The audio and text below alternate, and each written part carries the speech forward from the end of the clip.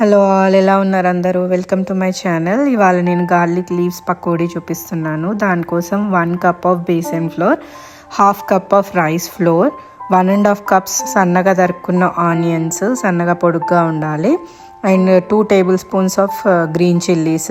మీరు కావాలంటే red chilli powder అయినా యాడ్ చేసుకోవచ్చు, మీ ఇష్టము.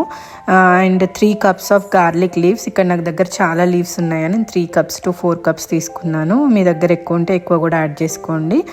అండ్ 1/2 టీ స్పూన్ పసుపు, కొంచెం జీలకర్ర, సాల్ట్ టేస్ట్కి తగ్గట్టు, అండ్ కొంచెం ధనియాల పౌడర్. ఇవన్నీ యాడ్ చేసుకొని ఫస్ట్ డ్రై మిక్స్ ఇచ్చుకోండి. నార్మల్గా వాటర్ అయితే యాడ్ చేయకండి స్టార్టింగ్, ఎందుకంటే ఆనియన్లో వాటర్ ఉంటుంది, గార్లిక్ లీవ్స్లో కూడా వాటర్ ఉంటుంది కాబట్టి మీరు చూసుకొని వాటర్ పోసుకోండి. ఫస్ట్ అయితే డ్రైగా కలుపుకున్న తర్వాత ఒక 2 to 3 table spoons of water add చేసుకొని ఒకసారి కలుపుకోండి. పిండి మాత్రం లూజ్గా ఉండద్దు, గట్టిగానే ఉండాలి.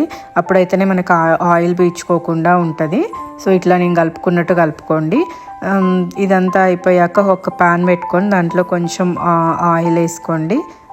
డీప్ ఫ్రైకి సరిపోయేంత ఆయిల్ వేసుకొని దాన్ని కొంచెం వేడి అయిపోయాక చిన్న చిన్న పకోడీ లాగా వేసుకోండి, ఇట్లా చిన్న చిన్నగా. నార్మల్గానైతేనేమో ఈ పకోడీ కొంచెం చిల్లీస్తోనే బాగుంటుంది, గ్రీన్ చిల్లీస్తోనే.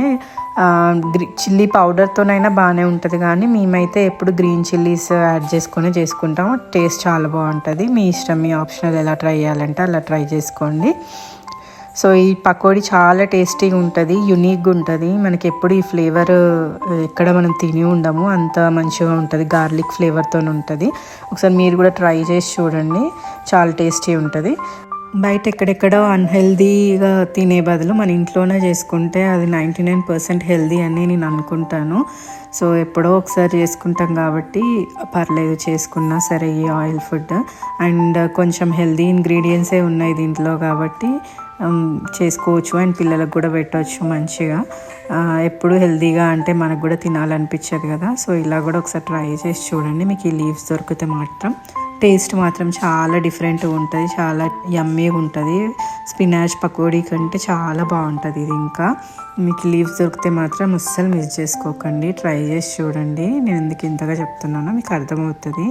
దీనికి ఆయిల్ అయితే ఎక్కువ పట్టుకోదు, ఎందుకంటే మనం పిండి గట్టిగా తడుపుకున్నాం కాబట్టి.